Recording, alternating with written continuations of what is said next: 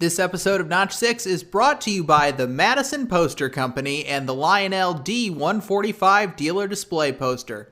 This colorful and exciting 7-foot poster is now available exclusively from the Madison Poster Company. Bring the classic look and feel of a Lionel showroom to your train room. The Lionel D145 Dealer Poster is available at madisonposter.com for immediate ordering. Again, that website is madisonposter.com. It's the Notch 6 online podcast, episode number 30.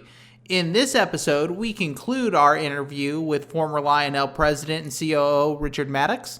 We also get an update on our LCCA modular section that will be traveling to Indianapolis in July. And we have news for you about an MTH catalog special that'll be coming to Notch 6 very, very soon. It's all straight ahead on this episode of Notch 6.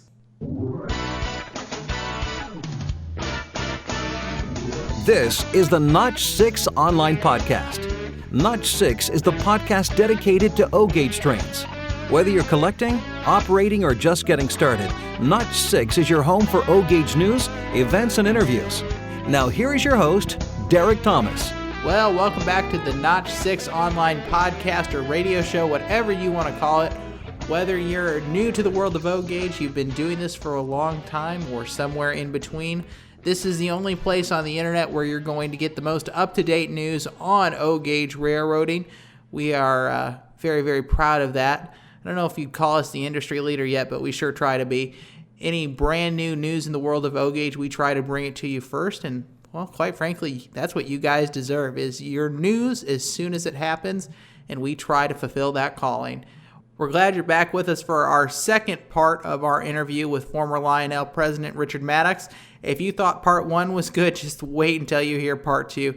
There is some amazing information in here. It's not often that I'm speechless during an interview, but there are some really, really interesting things in here. And I think if you listen closely, you'll pick up on some things that have never been discussed before. And I think you're really going to enjoy this if you enjoy Lionel history. Before we jump in with both feet on that, we're going to head on over to the news desk, and I'm going to give you an update on our LCCA modular section.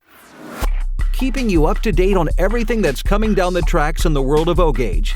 It's time for the Notch 6 News Desk.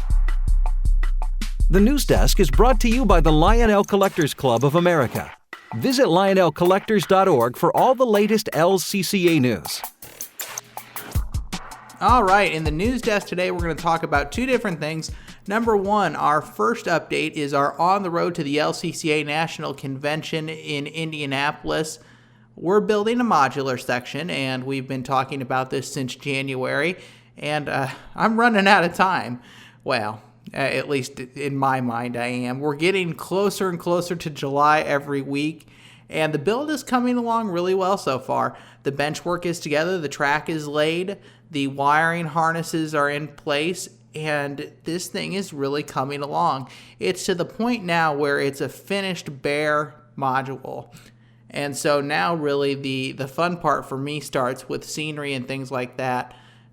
Getting the track squared away was a snap with the template that you can purchase from the LCCA. It makes it really easy to align the track and the rotolocks and all that fun stuff as you put the module together. And then the other interesting thing is, a few weeks back, I had a chance to go to a small train show in Indianapolis, and I spent some time with President of the LCCA, Dennis DeVito, and I brought my unfinished module with me to what was a TCA event, and this was the first time some of the TCA guys had seen the LCCA modules. And it was really, really, really fun to see people's reactions to these modular sections.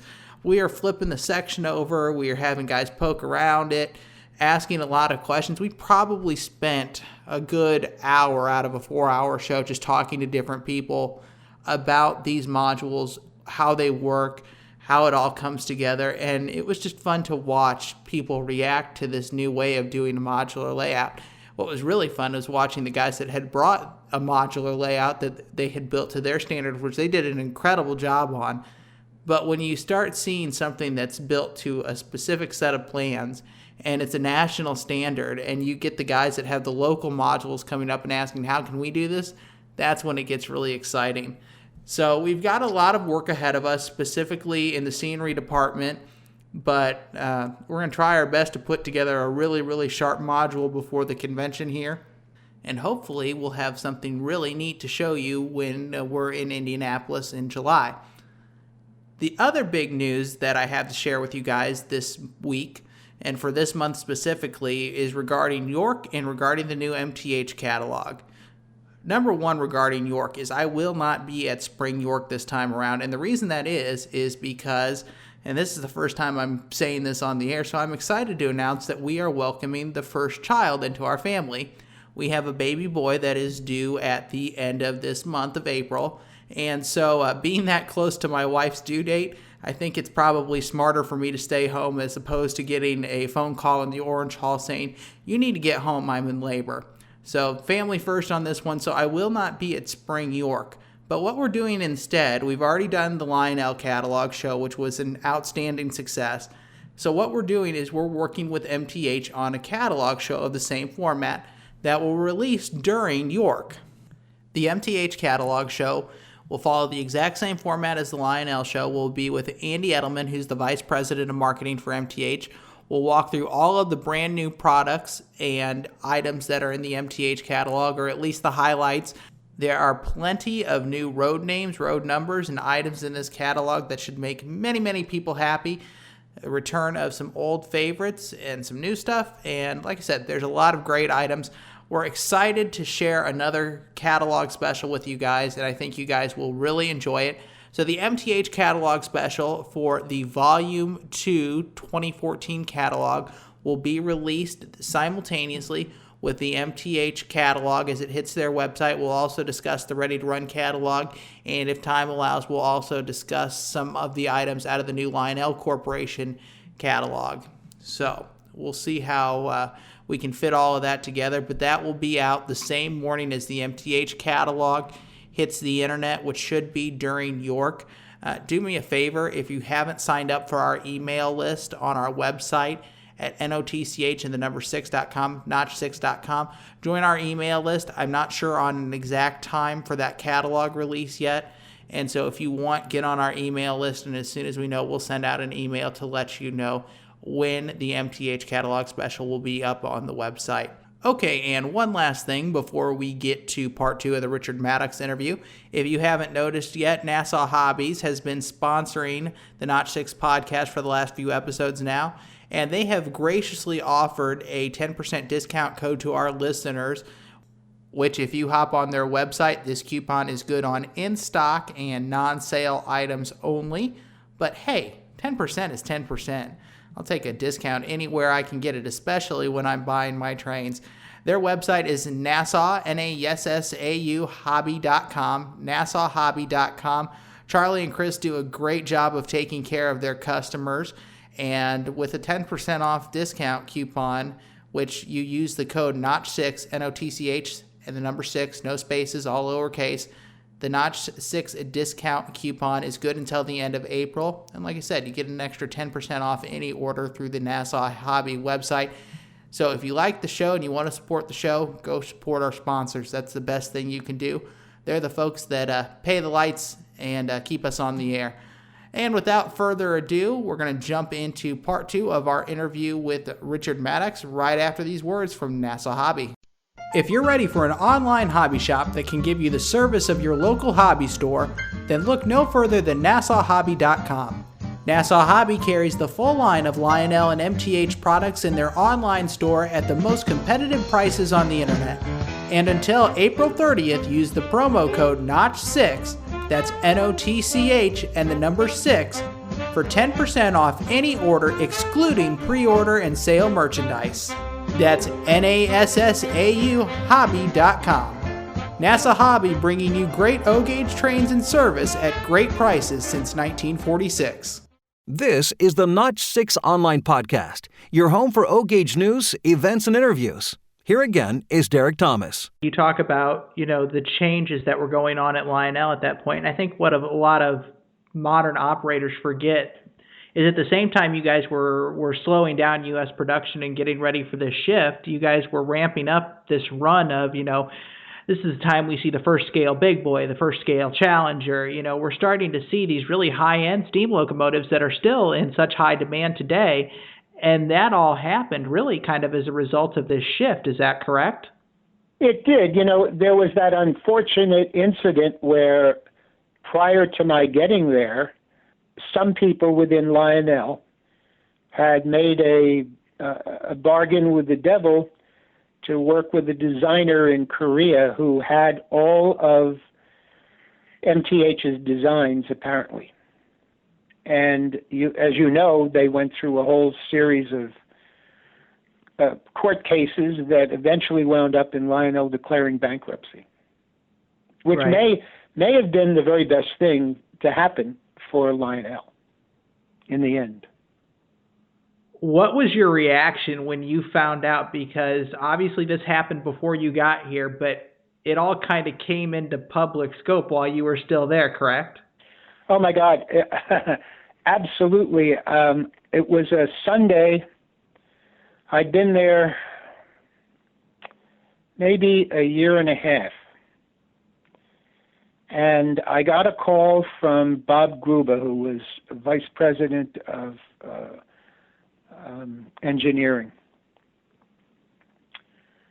telling me that we had product held up in Korea at the port and that we were being sued by MTH for having stolen designs, essentially, as a result of using this designer in Korea. And I thought that was odd because we're paying this guy an exorbitant amount to do these designs. I think we were paying him $100,000 a year to design product for us in Korea.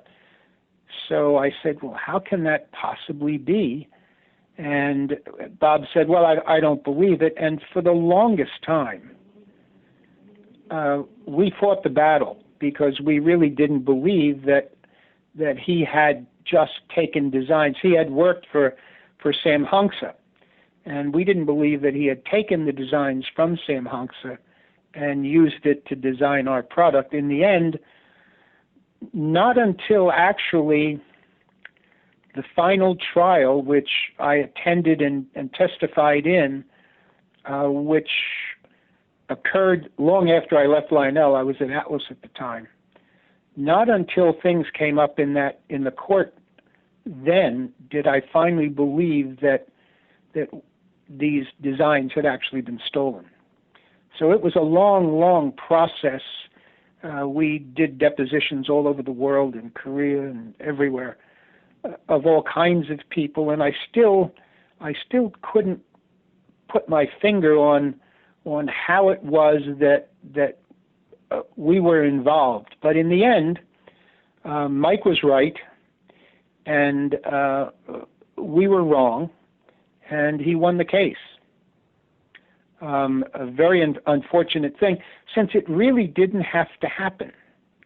It was just a guy in Korea who was getting paid a lot of money to do a job, and he wanted to do it the easiest way possible. So he used someone else's designs.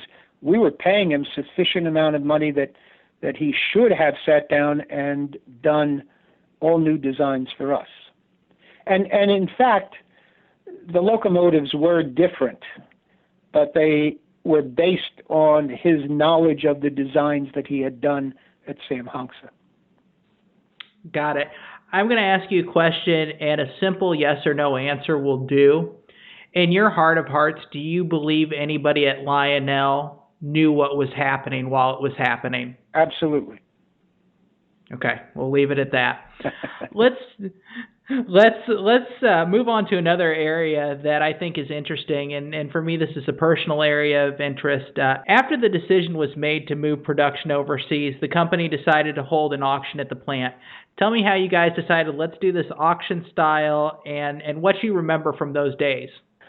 Not a lot, because I wasn't hands-on with the auction. The auction was taken care of by Charlie. gosh, I must be getting old. I forget his last name. Who had been running the plant for a number of years. He actually set up everything for the auction. I was really involved at the time with a lot of legal stuff that was going on with shutting the company down, and most importantly, getting tooling and product lists and parts and everything shipped from the United States overseas and into the warehouses over there, and production started on all of those items over there. And we did manage to transition it thanks to a lot of really good Lionel employees that I had at the time, almost seamlessly. We with the help of the company that we were working with at the time, Sandokan, who did just a marvelous job of picking up the items and manufacturing overnight, really. But I was so involved with that I hardly touched anything in the warehouse. I do remember watching you walk around, because I was 16 at the time, and I remember watching you walk around what was then the old warehouse where the auction was primarily being held across from the factory building. And so I know you were there, and those had to be interesting days. I remember the look on some of the employees' faces, and I can't imagine as the leader of Lionel at that point, I guess those were dark days, so to speak. What was the mood like around the plant when that was happening? You would be surprised. Not bad. I was amazed. I was surprised that our people did a magnificent job of getting tooling and things together to be shipped overseas, getting them packed up properly, getting things ready for the auction. People worked real hard. They worked in the Army. We used to have a term that if you worked right up to the time that you were leaving the service, you would say of that person, he never stacked arms, never put his weapon down, so to speak. And I would say that that's what the Lionel personnel did during that period. All of those people worked very, very hard to make all of that transition successful. So I can honestly say that there were tremendous issues. I remember that our attorneys insisted that I have a guard that followed me home right after we shut everything down for fear that there would be repercussion. And I think I allowed them to do it, followed me home one night. And the next day I went in and I said, this is stupid. Nobody's going to hurt me. And there was never any repercussions. There were never any threats. There was never anyone whoever came up to me and said, you're a jerk or whatever for doing this. I think they fully understood what was going on. They may not have liked it, but they also knew that the deal that we had cut, and I can't get into that with you, but the deal that we had cut with them individually, or as a group actually, was so good that when the union wanted to fight against the move, our people said, hey, let it go. We're okay with this. Okay. They made us a fair deal, and what we're getting, we're okay with this. So they didn't allow the union to put up. The union could have made a lot of problems for us, but our people didn't allow them to do that. That's interesting to hear, because we're hearing things that as a hobby community, I know for a fact most of this has never been talked about publicly, and you would be the one person that would know, and most of us have never realized that 80% of the Lionel workforce was helped to find new employment, that they were sent away with decent packages. I think the only thing the hobby ever saw was Lionel pulled the rug out from Detroit, and that was the end of it. I think if you spoke to anyone who had worked in the plant at Lionel today and said, were you fairly treated when Lionel shut down, that 99% of everyone who was there, if not 100, would say absolutely. They gave us a good deal. They gave us a good severance package. They treated us well. They followed up after we were gone to make sure that they in any way they could, that they would help us finding jobs, getting into a business, getting into schools, getting government grants, whatever we wanted to do. We had a resource to be able to do that. We had hired a professional company who handled these kind of things. So I think if you spoke to any of the people, they would tell you that it was a fair transition, which to some degree eased my conscience. I was not, and to this day, still am not happy. I never had to do anything like that in my life before. I mean, I'd fired people, but for good reason. In this case, the people weren't let go for a reason of their inability to produce. They were let go simply because we no longer could compete against companies who had taken all of their work offshore. It wasn't the fault of the people. It was the fault of competition. Had consumers been willing to pay the kind of price we would have had to charge to stay in business in the United States, we could have done that, but that was out of the question. It just would never have happened. What kind of percentage would Lionel have had to increase in order to keep production stateside? I'm just kind of curious what kind of increase you're talking about. Well, it would, first of all, some of the production never could have been done statewide. There was no one left in the United States, as far as I'm concerned, that could have done the kind of large tooling that was required for a big boy or a Challenger and have it come out right. We just couldn't. Surprisingly enough, in Michigan, we had some big die-cast tooling done in Michigan that never worked. Cost us somewhere in the vicinity of $200,000, and nothing we could run would come out straight. It just simply warped no matter what we did. We sent it to Korea. They tried to fix it. They couldn't. They just made all new tooling for us and didn't charge us for it so that they could run the locomotive. Do you happen to remember what engines that might have been? Yeah, it was the one that was supposed to have the Odysseys in it. This was a diesel style, but not a diesel. It was a turbine. Wasn't the Veranda? Yeah. Was it the Veranda? Thank you. Okay, that's right. Name Veranda. The older I get, I forget. The first thing to go is names. Okay, you know what? What's interesting that you mentioned that it was the Veranda turbine. I remember walking around the factory auction, specifically on the parts side, and I think there were test shots of the Veranda shell that were painted and decorated but warped. Does that sound like that could have been a possibility? Oh, absolutely. Absolutely. That's interesting. That's really interesting. So that explains that. So, wow. Huh. Wow. That's interesting. You know, there were so many major issues. There were issues like that.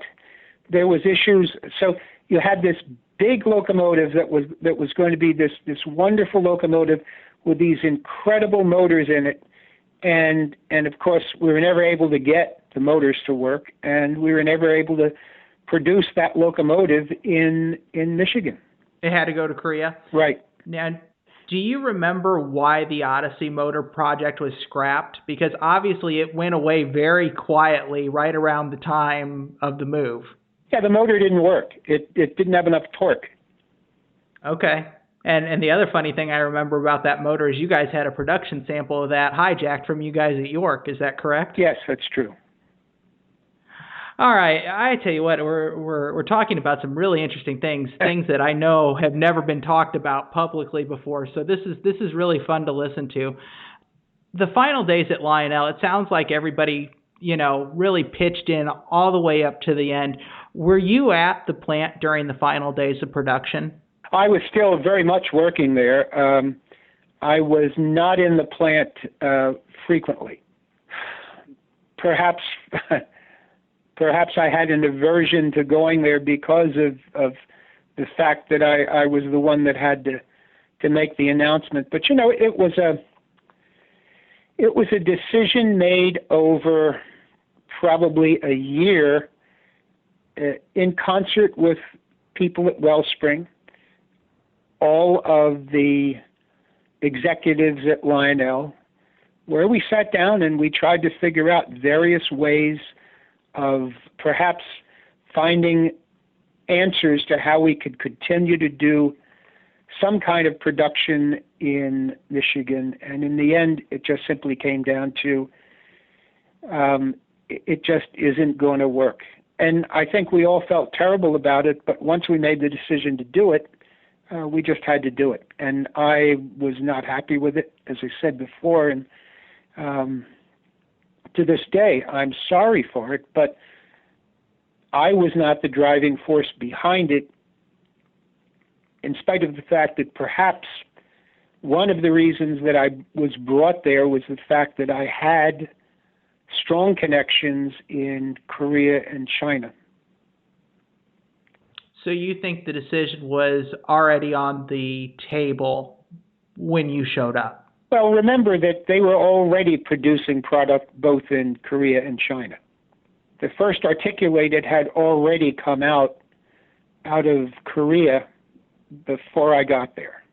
And a number of the accessories were not only being manufactured in China, but at the time they were working with a design firm, English guys, but they were headquartered in Hong Kong. So there was a lot of product being made in China already. But it was a matter then of transitioning all the stuff that was being done in Michigan to primarily China. Most of the work went to China.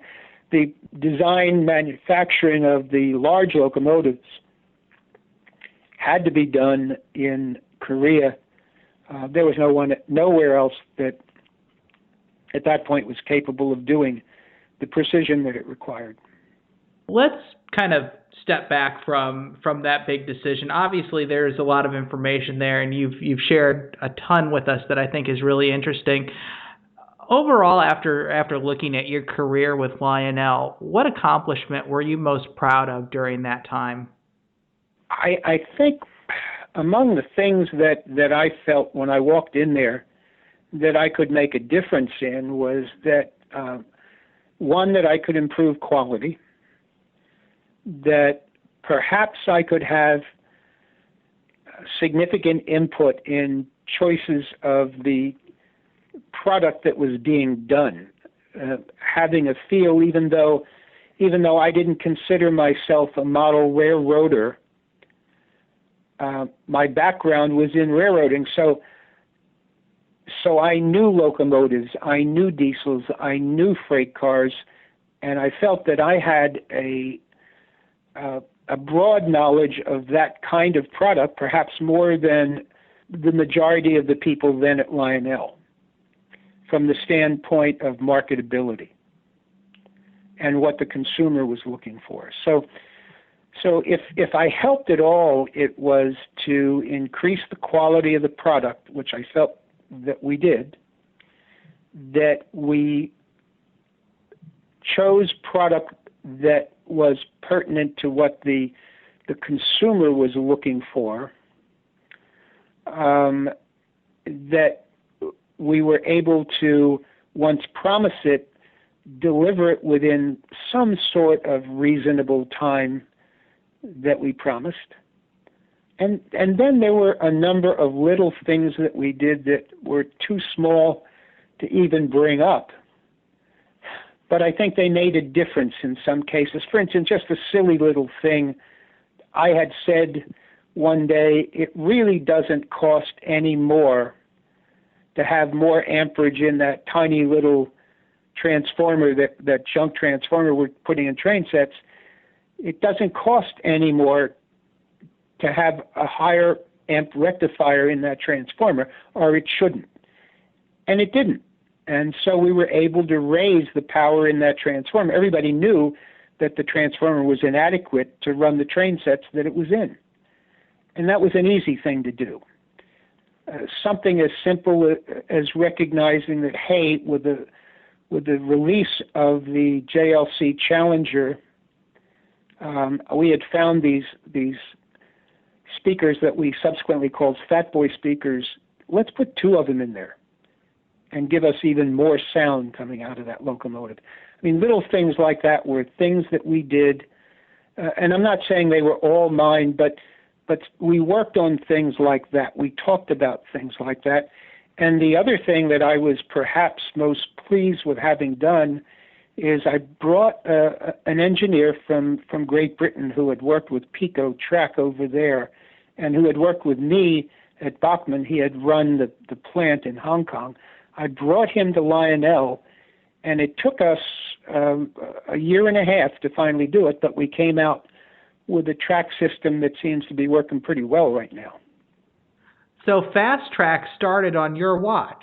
Oh, it started the day I walked in the place and hired Richard Webster. No kidding. That's interesting. Oh, yeah. I think people forget that the development process of a new track system takes a while, and I did not know that was started under your tenure at the company. That's interesting, and you're right. Fast Track, there's new product in the Fast Track line every year now, and it seems to be finding its own little niche. Yeah, it was obvious that it needed to be done, and Mike had his own system, which was a really nice track. And I felt that we should have our own system as well.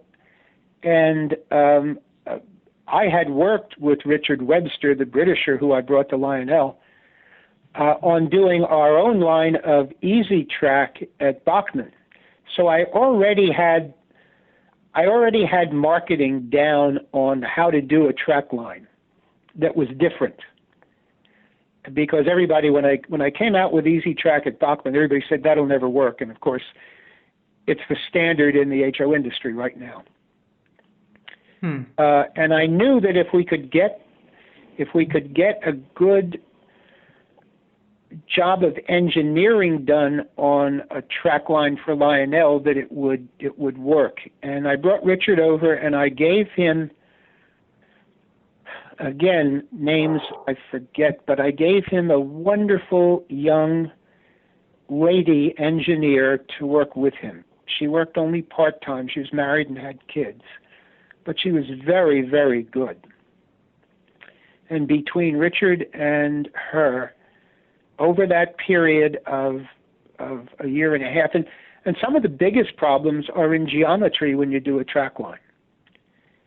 And if your geometry isn't right to start with, you wind up reaching a dead end. And so we worked really hard on that kind of thing. And of course, the other important area is continuity in the track itself, connectability. How well does it stay together? How well does it carry current? And those were all important things. And I think in the end, we finally got it right. So I was real happy with those things. And had I had more time at Lionel, there were a lot of other things that we could have done. But I was both anxious to get back to the East Coast to my family, my children and my grandchildren. Joanne wanted to get back to her grandchildren as well. And I think that Wellspring was still looking to go beyond where I was taking the company. I think that they were pleased to be out of the woods, but I don't think that they were pleased about the fact that I hadn't grown, although I produced, the company produced the highest volume it had ever done the second year I was there. And maybe today it's still the highest volume Lionel's ever done. But I think that they were looking still to be able to take that company and spin it off at a big profit, which never happened, of course. But they had already, before I left, brought in Bill Bracey, who was that MBA from Harvard. And that's what they were really looking for. Just curious, and maybe you can clear this up. I know at one point in the early 90s, Lionel had started to develop prototypes on a new track system. Those molds may or may have not been seen by you. Was there ever any thought given to resurrecting Super-O while you were there? Lots of thoughts. Nobody really believed that there was a big enough market for it. Okay. I've heard for years the guys that just complain about, well, why won't they bring back Supro? Why won't they bring back Supro? And I think you've confirmed what everybody has always said, that there's not the market for it. That's the big problem. Nobody ever realizes how costly it is to bring a product to market and how much planning has to go into making sure that you can cover the cost of that product. Otherwise, you wind up making a lot of product and losing a lot of money. Never a good thing. Right. Well, it prevents you from doing anything else new. And, the bank gets very upset when you're losing money. And so, those bank meetings become very uncomfortable. We forget that companies don't have the unlimited amount of money that, for instance, the government seems to have. So we just can't go arbitrarily out spending money. We have to work within the confines of the money that the bank is willing to loan us. Now, you stepped down from Lionel in 2003 to retire. Well, that's not exactly what happened. Tell me how you ended up unretiring and getting back involved with Atlas O. I had a very close friend who was a sales manager, so to speak, with Atlas in everything, Atlas O, HON, who I'd worked with for years, and we were very close friends. And he always kidded me. He used to say that one day we'll get to work together. And I was sitting with he and the owner of Atlas, Tom, and we were kidding around that same kind of thing. And Tom said, well, would you ever be interested in maybe consulting? And I said, well, sure, why not? What the heck? And so when I was leaving Atlas, I thought maybe I should give leaving Lionel, maybe I should give Tom a call and see if he wants any of my help in consulting, because after all, now I have a much broader background in O-Gauge and certainly a background in N and HO, all of which he was in at the time. So I called him and I said, we kidded around about it a few years ago. Have you any interest? And he said, let me think about it. So he called me back and he said, let's sit down and talk about it. So I went back, came back to this area here in Philly. I met him up in New Jersey. And we sat down, and he said, I tell you what I'm interested in doing. I've been working in this position for 25 years, and my wife and I are looking to take a sabbatical. Would you be willing to come in and run the company for 3 years while we're away? And we discussed how that would work out and how I would be paid, and it was, frankly, too good a deal to pass up. And so that's how I wound up at Atlas. And I really only wound up working for about 2.5 years, because after I got there, I realized that Tom would never be able to take all of that time off away from the company. He just loved to work in the company. So they took some time off, but they were back pretty quickly. And there was no need for me to be there. And frankly, where I live compared to where I was working, it was a pain in the neck to get there. It was an hour drive up every morning, but coming home at night sometimes, especially on a weekend in the summer, could be 3.5 hours. I was happy that we were able to end it sooner than I expected.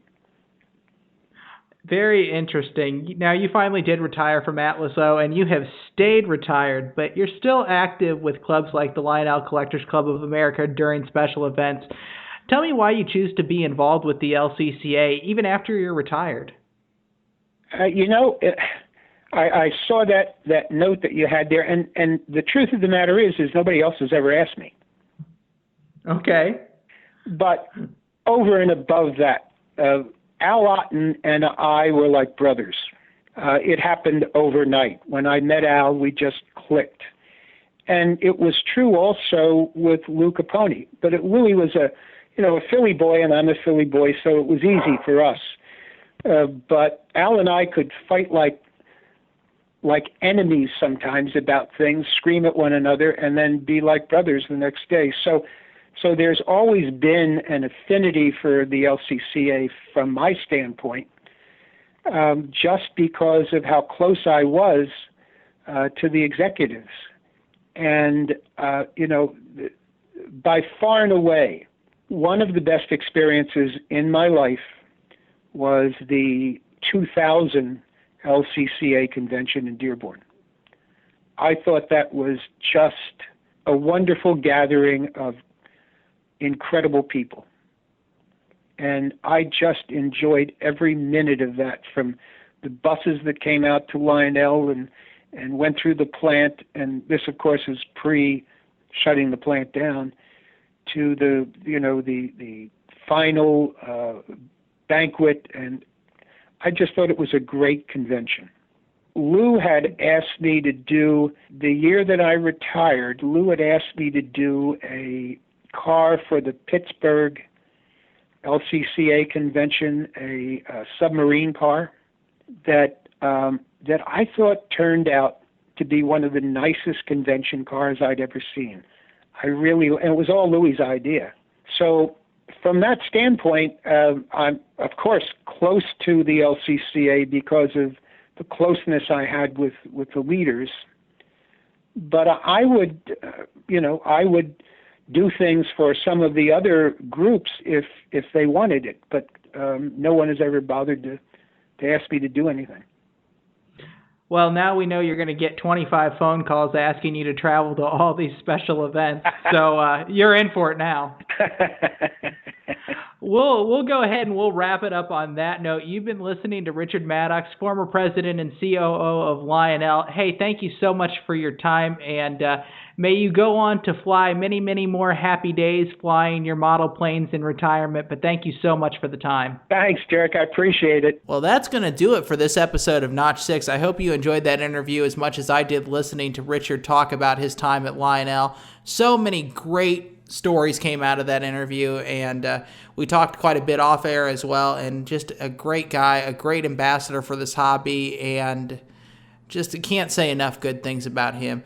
If you enjoyed the show, leave us a review on iTunes or Stitcher. That helps boost the rating of the show. It gets us into the public, and so the higher we get on iTunes and Stitcher, it lets us get out the world and do our part on promoting the hobby that we all love so much. Don't forget the MTH Catalog Special is just around the corner, and that will happen during York when the MTH Catalog releases. Join our email list in order to get a notification on when that catalog is going to release specifically and when the episode will be online. And if we have any other information to break from York, even though we won't be there, we will definitely do our best to put out a quick episode of the show and let you know of any information that breaks from the TCA Eastern Division meet at York. That's it for this time. Until then, keep it in Notch 6. Thanks for listening to Notch 6. You can find us on Facebook for all the latest news and previews of our next show. Be sure to subscribe to the show on iTunes so you'll receive the show as soon as it's posted. If you have any questions or comments, email notch6@gmail.com. That's notchsix@gmail.com. We'll see you again soon. Until then, be sure to keep it in Notch 6.